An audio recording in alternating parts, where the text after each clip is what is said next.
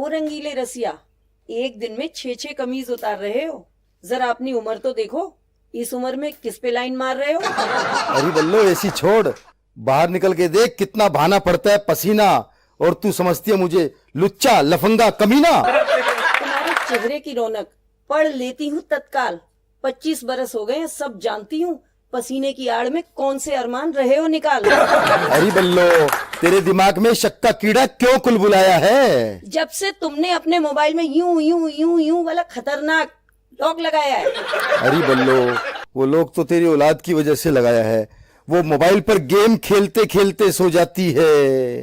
मेरे important phone आने होते हैं और मोबाइल की बैटरी डाउन हो जाती है। वही इंपॉर्टेंट फोन, जुगाड़ू फोन, जिनके लिए रात 2-2 बजे तक जागते हो और जैसे ही फोन आता है फोन उठाकर वॉशरूम में भागते हो। अरे बल्लो, वो इम्पोर्टेंट फोन मेरे दोस्तों के आते हैं। हम अपनी अपनी पत्नियों के अत्याचार एक दूसरे को सुनाते हैं।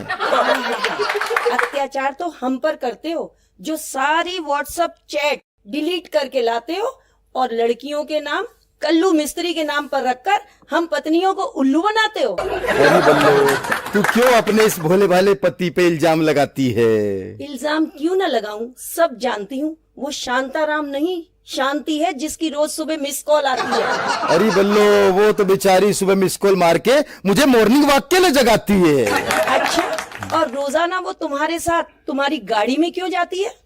अरे राम, इस बल्लो को सारी खबर कैसे हो जाती है? खबर तो तब होगी जब तक उसकी टांग नहीं टूटेगी, वो तुम्हारे साथ तुम्हारी गाड़ी में जाने से नहीं छूटेगी। अरे बल्लो, वो मेरे ऑफिस में ही है और वो मेरी कितनी केयर करती है। इसीलिए अपना लाया खाना तुम्हारे साथ शेयर करती है। हे भगवान, इसकी आंखों में क्या कैमरे फिट हैं जो इसे ऑफिस का सारा हाल दिख जाता है? जब पति को पत्नी के खाने में नुक्स दिखाई दे तो समझ जाना चाहिए कि वो किसी और कलमुही के हाथ का खाता है। हे भगवान, हे भगवान, इस बल्लो के तो आग लग जाती है। अगर मैं किसी और के हाथ का खाना चख लूं और इसके बेस्वाद खाने से तो अच्छा है मैं उपवास ही रख लूं। अच्छा, मेरा खाना तुम्हें बेस्वाद नजर आता है और जाकर उस शर्मा जी से पूछो जो हर संडे पराठे खाने हमारे यहाँ चला आता है। शर्मा जी का क्या है, वो तो कुंवारा है, रोज ऑफिस में आंखें सेकी आता है। संडे को छुट्टी होती है, इसलिए पराठों के बहाने पड़ोसियों के आ जाता है। अच्छा, और वो मल्होत्रा जी जो कहते नहीं थकते कि बल्लो भाभी क्या स्वाद बनाया तुमने पास्ता है। मल्होत्रा जी, उसे तो 2 महीने से सैलरी नहीं मिली, वो तो रोज भोजन के लिए नई नई मुर्गी तलाशता है। अच्छा, तो तुम्हें ही मेरा खाना बेस्वाद नजर आता है। जाओ, नहीं पकाऊंगी, जाकर अब कोई नौकर रख लो। अरे बल्लो, उस काम वाली रीटा के हाथ चूमने का मन करेगा, बस एक बार उसके हाथ का खाना चख लो। ये भगवान, ऐसे पतियों से तो कैसे कोई पार पाए। अभी तक तो मैं शांति से परेशान थी, अब ये रीटा का भी चखे आए। अरे बल्लो, तू क्यों बेकार इन बेचारियों पे करती है शक? ये सब तो है मेरी बहुत बड़ी प्रशंसक। काहे की प्रशंसक, सब जानती हूँ।